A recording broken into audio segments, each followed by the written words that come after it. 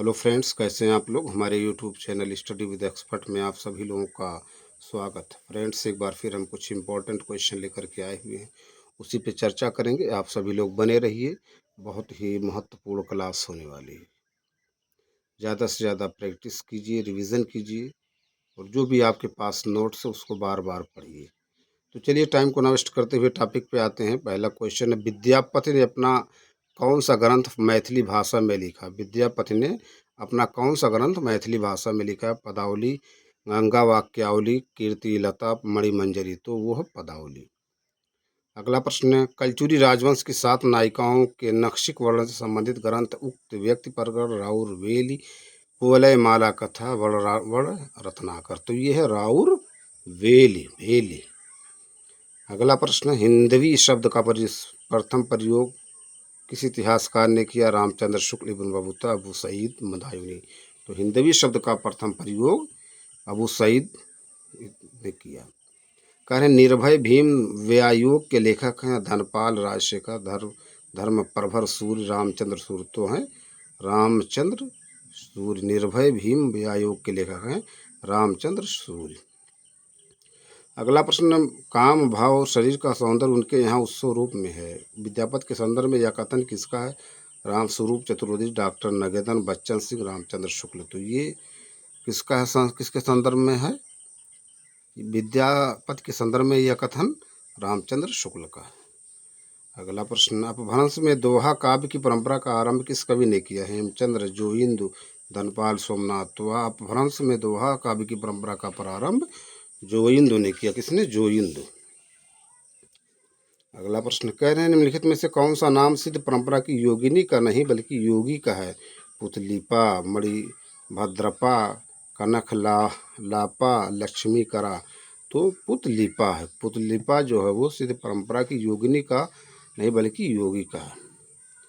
अगला प्रश्न, कह रहे हैं रत्नाकर जोपम कथा पुस्तक का संबंध किससे है। रत्नाकर जोपम कथा पुस्तक का संबंध किससे है। ठीक है, तो ये देखिए, इसके ऑप्शन पे आते हैं। इसका ऑप्शन जो है क्या क्या है वो देखते हैं।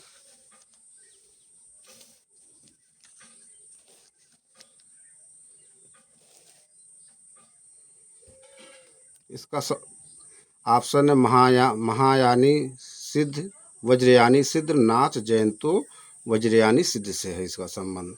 अगला प्रश्न है, जिहाल मिस्की मकून तगाफुल दुरैया नैना बनाए बतियाँ। इस पंक्ति प्रसिद्ध पंक्ति के रचनाकार कौन। अमीर खुसरो, कबीर, रज्जब, मलिक मोहम्मद जोशी। तो जिहाल मिस्की मकुन तगाफुल दुराय नैना बनाए बतियाँ, इस पद प्रसिद्ध पंक्ति के रचनाकार अमीर खुसरो। बहुत इंपॉर्टेंट क्वेश्चन है ये, है ना। अगला प्रश्न, कुवलय माला कथा के लेखक सोमप्रभ सूर्य, उद्योतन सूर्य, धर्म सूर्य, मुनि जिन विजय। तो कुवलय माला कथा के लेखक हैं उद्योतन सूर्य। अगला प्रश्न, पुष्य या पुंड को हिंदी का प्रथम कवि किस आलोचक ने माना। राहुल सांकृत्यायन, दशरथ ओझा, रामविलास शर्मा, शिव सिंह सेंगर। तो पुण्य या पुंड को हिंदी का प्रथम कवि शिव सिंह सेंगर ने माना। देखिए, यहाँ बार बार मैं चर्चा करता हूँ राहुल सांकृत्यायन। तो ये सांस्कृत्यायन नहीं, सांकृत्यायन है। वर्तनी संबंधी में प्रश्न पूछा गया, अगर आप प्रीवियस ईयर का देख रहे होंगे तो आपको आइडिया होगा, है ना। अगला प्रश्न, सोमप्रभ सूर्य की रचना है। सोमप्रभ सूर्य की रचना है कुमार पालचरित, कुमार पाल प्रतिबोध, प्रबंध चिंतामणि, भविष्यत भविष्यत कहा। तो सोमप्रभ सूर्य की रचना है कुमार पाल प्रतिबोध। अगला प्रश्न है, कह हिंदी साहित्य के इतिहास में आदिकाल के लिए आधार काल नाम दिया है। रमाशंकर शुक्ल, रसाल, श्याम सुंदर दास, चंद्रधर शर्मा गुलेरी, मोहन अवस्थी। तो किसी ने, मोहन अवस्थी। अगला प्रश्न, महादेवी वर्मा के किस काव्य संग्रह की कविताएं वैदिक संस्कृत के विभिन्न काव्यांशों पर आधारित हैं। सप्तपर्णा, दीपशिखा, नीरजा, सांदगीत। तो महादेवी वर्मा के सप्तपर्णा काव्य संग्रह की कविताएं वैदिक संस्कृत के विभिन्न काव्यांशों पर आधारित हैं। तो ये बहुत ही महत्वपूर्ण प्रश्नों का संग्रह दोस्तों, देख लीजिए आप लोग। इस पर हम चर्चा कर रहे हैं, कुछ और प्रश्न उस पर चर्चा करते हैं प्रीवियस ईयर पे।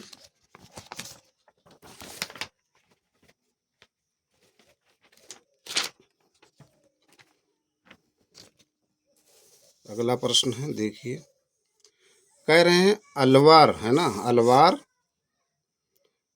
अलवार वैष्णवन की संख्या है 9, 10, 11, 12। तो अलवार वैष्णवन की संख्या कितना है? 12। बहुत ही इंपॉर्टेंट प्रश्न है, कई बार पूछा गया है ना। अलवार वैष्णवन की संख्या कितनी है? 12। अगला प्रश्न, भक्त काल को सबसे पहले किसने हिंदी साहित्य का स्वर्णयुग कहा? आचार्य रामचंद्र शुक्ल, गिरियर्सन, हजारी प्रसाद द्विवेदी, मिश्रवंत। तो भक्त काल को सबसे पहले हिंदी साहित्य का स्वर्णयुग गिरियर्सन ने कहा। अगला प्रश्न है, कह रहे समग्र भक्तकालीन काव्य पर कौन सी विशेषता लागू होती है? कौन सी विशेषता लागू होती है? अवतार में विश्वास, जाति प्रथा का निषेध, अहंकार का त्याग, ईश्वरीय लीला गायन। तो समग्र भक्तकालीन काव्य पर अहंकार का त्याग विशेषता लागू होती है। ठीक, अगले प्रश्न पे चलते हैं। कह रहे हैं रामानंद डॉट डॉट डॉट की शिष्य परंपरा में आते हैं रंगाचार्य, नाथ मुनि, रामानुजाचार्य, पुंडरीकाक्ष। तो रामानंद की शिष्य परंपरा में आते हैं रामानुजाचार्य, रामानुजाचार्य। अगला प्रश्न, अद्वैतवाद के अनुसार जीव और ब्रह्मा एक है, संसार सत्य, जीव और ब्रह्मा अलग अलग हैं, ब्रह्मा विशेषण युक्त है। तो अद्वैतवाद के अनुसार जीव और ब्रह्मा एक है ना। अगला प्रश्न उस पर चर्चा करते हैं। कह रहे हैं कृष्ण के साथ राधा की महानता किस संप्रदाय की विशेषता? कृष्ण के साथ राधा की महानता किस संप्रदाय की विशेषता? श्री, रुद्र, ब्रह्मा, सनकादि। तो कृष्ण के साथ राधा की महानता सनकादि संप्रदाय की विशेषता है, सनकादि संप्रदाय है ना। अगले प्रश्न पे चलते हैं। कह रहे हैं निम्नलिखित को सुमेलित कीजिए तथा नीचे दिए गए कूट द्वारा सही उत्तर चुनिए। सूची 1, सूची 2, विशिष्टाद्वैत, द्वैत, शुद्धताद्वैत, द्वैताद्वैत है ना। तो ये बहुत ही इंपॉर्टेंट क्वेश्चन है, ये हिंदी का क्वेश्चन भी पूछा जाता है हिंदी में, और जब जीएस जनरल स्टडीज़ का पेपर होता है, यूपीपीएससी आरओ हो या आरओ हो ना, यूपीपीएससी प्री हो या और कोई एग्ज़ाम हो, उसमें भी ये क्वेश्चन पूछा जाता है। तो विशिष्टाद्वैतवाद रामानुजाचार्य 1 का 3।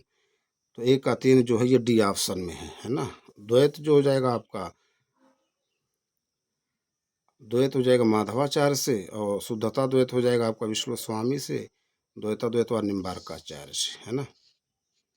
अगला प्रश्न करें, संवत 1375 से 1700 तक के साहित्य में कौन सी भावधारा परिलक्षित होती है? श्रृंगारिकता, वीरता, रीति, भक्तो भक्ति की। कौन सी भक्ति की भावधारा परिलक्षित होती है?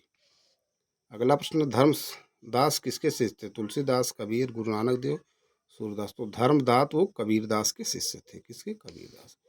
अगला प्रश्न, शुद्धता द्वैतवाद दर्शन के प्रवर्तक हैं शंकराचार्य, माधवाचार्य, वल्लभाचार्य, रामानुजाचार्य। तो शुद्धता द्वैतवाद दर्शन के प्रवर्तक हैं वल्लभाचार्य।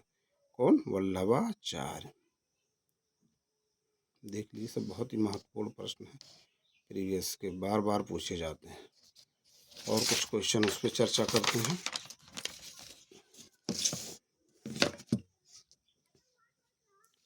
अगला प्रश्न करें,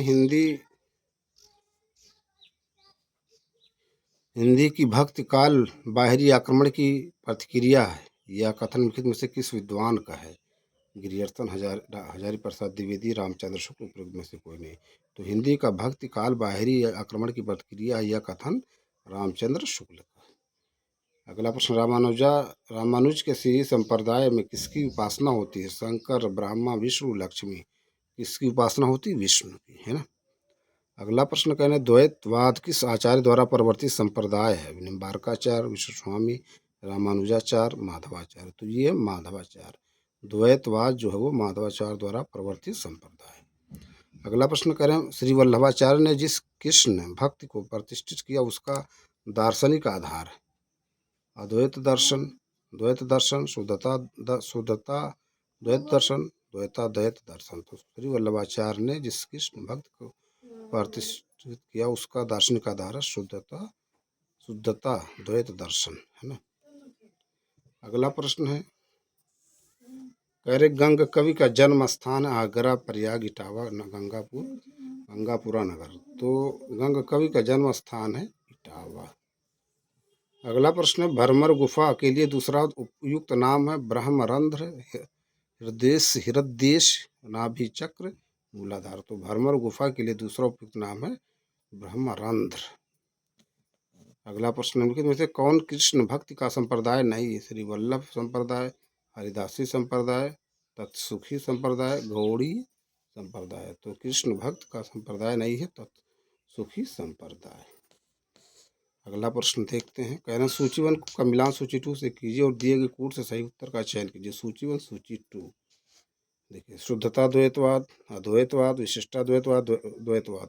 तो विशिष्टाद्वैतवाद रामानुजाचार्य सी का तीसरा एक ही ऑप्शन में। अगर एक दो ऑप्शन मिल रहा है तो एलिमिनेट करके तुरंत आगे बढ़ जाइए उस क्वेश्चन। जैसे अब यहाँ पर विशिष्टाद्वैतवाद मालूम था जो आपका रामानुजाचार्य हैं, और आशा अद्वैतवाद आपका हो जाएंगे शंकराचार्य। देखिए, इसका मैंने एक कोड बनाया फ्रेंड्स, आप लोग अगर देख लीजिए कभी नहीं भूलेंगे। ये सब बहुत इंपॉर्टेंट क्वेश्चन है, बार बार पूछा जाता है। और मैंने इसको एक बार गलत हो गया था 2014 या 15 में एग्ज़ाम में, उसके बाद से मैंने इसका कोड बनाया, फिर उसके बाद से गलत नहीं हुआ। तो इसलिए उस वीडियो को देखिए, आप लोग कभी नहीं भूलेंगे, है ना। कुछ कोड बनाइए, एक्रोनियम बनाइए, शॉर्टकट बनाइए, जिससे आपका क्वेश्चन गलत ना हो। मेन उद्देश्य यही होना चाहिए कि क्वेश्चन गलत ना हो, आपको एग्ज़ाम क्वालिफाई करना है। ठीक है फ्रेंड्स, तो फिर मिलते हैं किसी और वीडियो में किसी और टॉपिक के साथ। आप लोग ज़्यादा से ज़्यादा हमारे YouTube channel study with expert को लाइक कीजिए, शेयर कीजिए, सब्सक्राइब कीजिए और ज़्यादा से ज़्यादा प्रैक्टिस कीजिए, रिवीजन कीजिए। Thank you.